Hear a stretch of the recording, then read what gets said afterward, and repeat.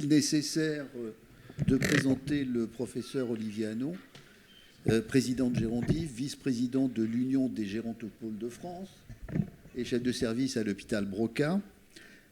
Par contre, le titre peut interpeller.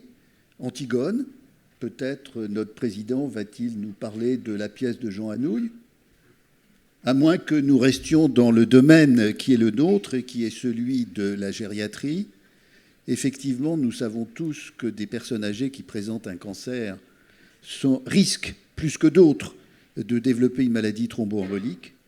Il est donc important, dans la conduite et l'accompagnement de ces patients, de disposer de moyens de prévention adaptés à ce contexte particulier.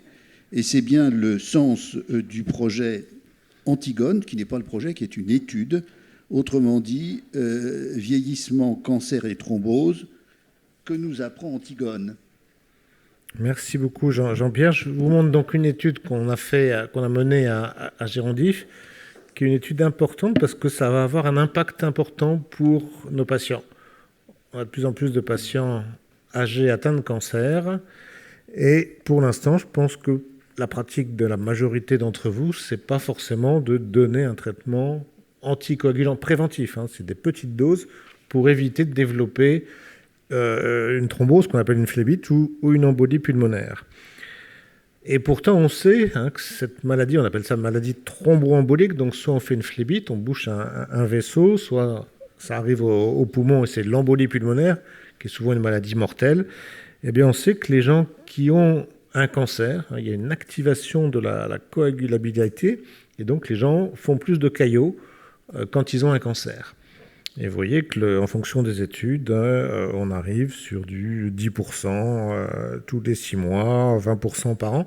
Donc c'est quand même assez fréquent de développer un risque de maladie veineuse thromboembolique. Et donc la question, c'est que si j'ai un risque de faire un caillot, eh bien, si je prends un traitement anticoagulant qui empêche de former des caillots, à titre préventif, donc petite dose, est-ce que ça ne serait pas intéressant ? Et il a été développé des scores de risque, des gens qui ont, en fonction de ce score, c'est le CORANA, c'est pas le coronavirus, mais c'est le CORANA score, en fonction du site de cancer. Et vous voyez que les cancers qui ont beaucoup de risques de faire des thromboses, c'est le cancer de l'estomac, le cancer du pancréas, le poumon, des lymphomes, des cancers gynécologiques, la vessie, testicules, tout ça, ce sont des cancers à très fort risque de faire des thromboses ou des embolies pulmonaires. Les gens qui ont un surpoids, les gens qui ont des plaquettes un peu élevées, et à la fin, on calcule un score en donnant des points, et quand on a un score supérieur ou égal à 3, à ce score Corona, on a un très haut risque de faire une maladie veineuse thromboembolique. Et les recommandations, oui, c'est assez récent, puisque 2023 disent qu'effectivement, quand on a un score supérieur à 2, eh bien, il faut probablement, vous voyez, pourrait avoir un traitement anticoagulant préventif. Et donc, nous, on a voulu regarder chez les patients gériatriques âgés avec un cancer. On a regardé ceux qui avaient reçu dans une grande cohorte française qui était coordonnée par le professeur Elena Payot, ce qu'il en était chez des gens soit qui avaient reçu un traitement anticoagulant préventif, soit ceux qui n'en avaient pas reçu, pour voir si ça avait un intérêt préventif. Donc, c'est une très grosse cohorte, la cohorte El Capa, donc des gens de plus de 70 ans qui ont eu un avis oncogériatrique et qui étaient suivis donc, en Île-de-France, vous voyez, soit à l'Institut Curie, à l'hôpital européen Georges Pompidou, à l'hôpital Henri Mondor, dans mon service hôpital Cochin Broca, ou au centre hospitalier à Créteil. Et on a pris tous les gens entre 2015 et 2021. On a regardé, donc ils ont tous un cancer. Il y en a qui ont reçu un traitement anticoagulant préventif. Il y en a qui ne l'avaient pas reçu parce que le médecin estimait qu'il n'y avait pas de surrisque. Et on a regardé les événements. Donc vous voyez que c'est une population âgée de 82 ans en moyenne. Et donc sur tous ces patients, 23% ont reçu un traitement anticoagulant. Donc vous voyez, ce n'est pas du tout la majorité, hein, c'est une petite partie, un quart, avait reçu ce traitement préventif. Les autres, les médecins avaient estimé que soit le cancer n'était pas à risque, soit ils ne connaissaient pas les recommandations, soit ça n'a pas été fait, donc n'avaient pas reçu d'anticoagulant préventif. Quand on regarde le nombre d'événements thromboemboliques survenus dans cette population, je ne vous ai pas dit le nombre de personnes, 2554 sujets. Donc 6%, vous voyez, donc un petit peu moins. Je vous avez dit d'habitude c'est plutôt 10% par an. Là on a observé 6%. Peut-être qu'on en a raté parce que c'était des gens qui avaient été hospitalisés. Donc s'il y a eu un événement en ambulatoire, c'était sur dossier. Donc si ça n'a pas été noté dans le dossier, peut-être qu'on aurait pu en louper quelques-uns. En tout cas, vous voyez qu'il y avait 6% de personnes qui ont développé une maladie veineuse thromboembolique. Vous voyez que c'est très lié au score qui est recommandé. Donc ça, c'est rassurant. Ce score, il marche bien. Si je suis jugé à faible risque sur le score, je fais que 3% de maladies veineuses thromboemboliques. Là, si mon score est intermédiaire, j'en fais 5. Et si mon score est à haut, je suis plutôt à 7, même 9% par an. Donc c'est très lié au score. Donc on voit bien que c'est un bon score pour évaluer le risque de maladie veineuse thromboembolique. Donc c'est pas mal. Ça confirme ce score dans une population gériatrique. Quels sont les gens qui ont fait le plus de phlébite ou d'embolie pulmonaire? Vous voyez que c'est soit ils avaient un cathéter veineux, logique, il peut se boucher le cathéter, soit il y avait un cancer avancé, une maladie cardiovasculaire, un épisode à l'hôpital. Quand on est allongé, il y a plus de risques. Des gens, et là ce qui était significatif, c'était des gens qui ont déjà fait une phlébite, des gens qui ont des métastases ou des gens qui ont des chimiothérapies. Donc ce qui sort, c'est le cathéter, le cancer, la maladie veineuse, les métastases et la chimiothérapie. C'est des facteurs assez classiques, reconnus. Et puis ça, c'est le résultat principal. Donc ça, c'est un résultat qui est quand même très important. Vous avez donc la courbe de suivi jusqu'à 12 mois de suivi. Vous avez des gens qui ont pris le traitement anticoagulant préventif là.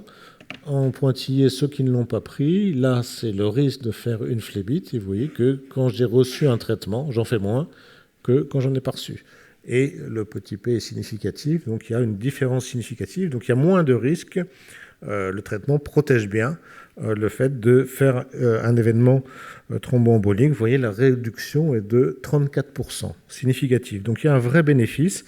Et oui, c'est toujours important quand on voit des courbes, c'est les deux courbes se décalent précocement. Hein. Oui, dès le premier mois, il vaut mieux avoir reçu le traitement que de ne pas l'avoir reçu. On fait moins de phlébite. La difficulté avec le traitement anticoagulant, c'est que comme ça augmente la fluidité du sang, il ne faut pas que ça augmente le risque des saignements, des hémorragies. Sinon, le bénéfice-risque, il n'y en a plus. Hein. Si je fais moins de phlébite, mais que je meurs parce que je fais des hémorragies, ça n'a pas d'intérêt. Donc, ce qu'on a regardé, c'est est-ce que effectivement, il y a moins de phlébite et d'embolie, donc c'est super intéressant, mais est-ce qu'on saigne? Eh bien, on ne saigne pas plus. Hein. L'intérêt d'un traitement préventif, c'est que c'est préventif, c'est des petites doses et ça ne saigne pas. Vous voyez, quand on regarde le taux des hémorragies, on était autour de 2%, donc moins que les phlébites, donc il y a bien plus de bénéfices que de risques.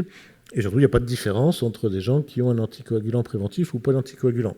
Donc les gens âgés font 2% de risque d'hémorragie, indépendamment du traitement anticoagulant. On le voit là sur les courbes de survie. Donc vous voyez que le taux, il n'est pas fort, hein, il est en dessous des 2% là. Sur les hémorragies digestives, il n'y a pas de différence entre les deux groupes.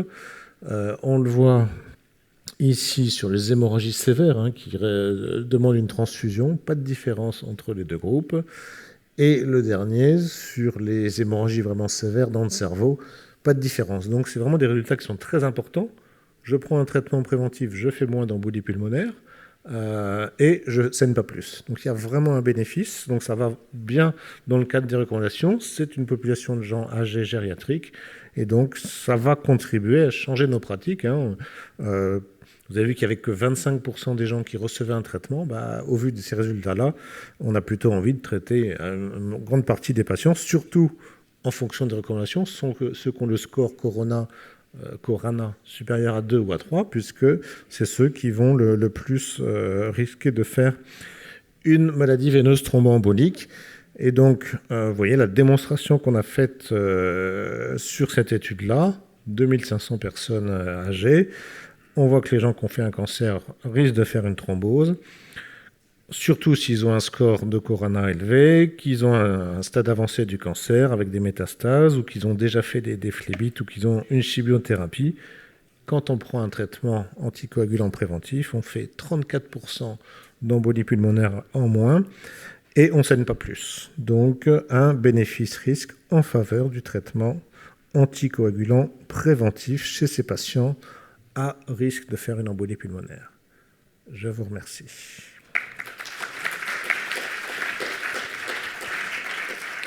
J'ouvre la discussion. Merci Olivier de cette présentation claire et pédagogique. Traitement préventif, lequel? Pendant combien de temps? Donc le traitement préventif, il y a deux façons d'avoir un traitement préventif. Soit une piqûre, ce qu'on appelle les héparines de bas poids moléculaire. Une piqûre tous les jours, c'est peut être embêtant d'avoir des piqûres tous les jours. C'est ce qui est recommandé, mais maintenant on a aussi des anticoagulants par la bouche, orale, à plus petite dose, l'Eliquis par exemple. Normalement on donne 5 mg x 2, là c'est 2,5 mg x 2. Le Xarelto, qui est un autre anticoagulant par la bouche, d'habitude on donne 20 mg, là ça serait 10 mg, des petites doses d'anticoagulants. Cette étude ayant été faite, vous avez vu, je vous ai dit entre 2015 et 2021, c'était essentiellement des héparines de bas poids moléculaire, puisque les nouveaux anticoagulants par la bouche sont arrivés un peu plus tard, ils n'existaient pas à ce moment-là. Donc notre niveau de preuve, il est bien démontré avec les piqûres. A priori, ça marche aussi bien par la bouche que les piqûres, donc on peut aussi proposer par la bouche des petites doses. Des questions dans la salle? Oui, à gauche, là, s'il vous plaît.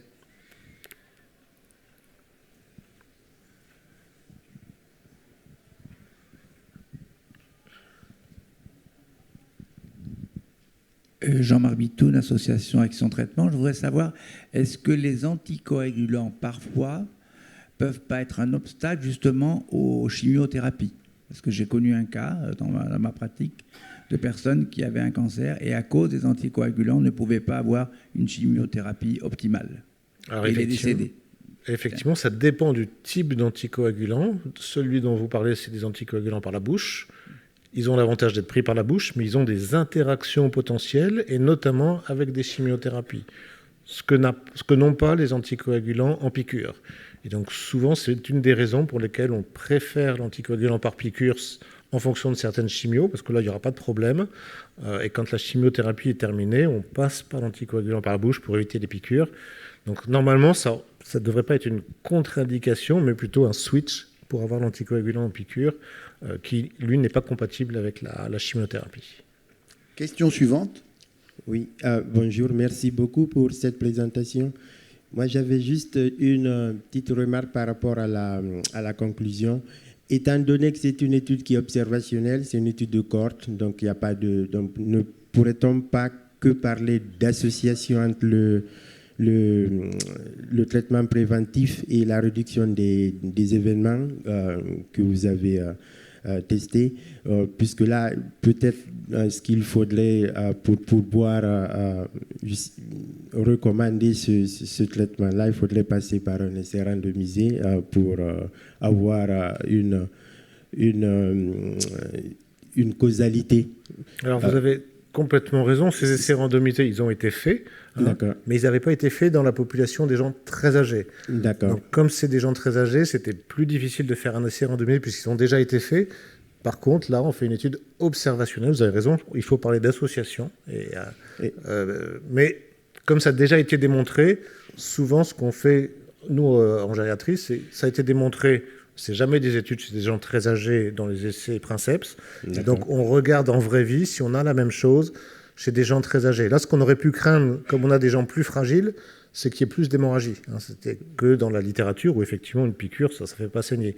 Ce qu'on observe, c'est que chez des gens très âgés, fragiles, finalement, il y a pas, ce sur-risque hémorragique n'est pas retrouvé. C'est comme chez les plus jeunes. Et l'efficacité, on la retrouve comme chez les plus jeunes aussi. Peut-être que la seconde question, mais peut-être vous ne l'avez pas très bien développée, Concernant les analyses statistiques, est-ce que les analyses ont été ajustées sur un score de propension ou pas pour tenir compte des biais, des facteurs de confusion? Alors, on aurait pu faire un score de propension. On verra ce que nous demandent les reviewers. Là, on a fait une analyse multivariée classique et c'est ajusté sur des scores habituels. Mais on peut aussi faire une analyse de propension. D'accord, ça marche. Merci beaucoup. Pas d'autres questions? Si, au dernier rang.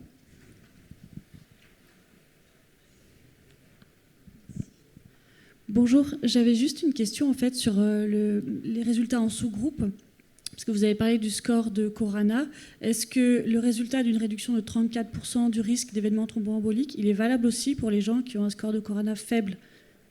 Alors c'est une bonne remarque. On n'a pas encore fait la sous-analyse en fonction du score de Corana qu'on pourrait faire, en imaginant que c'est encore plus bénéfique chez les élevés.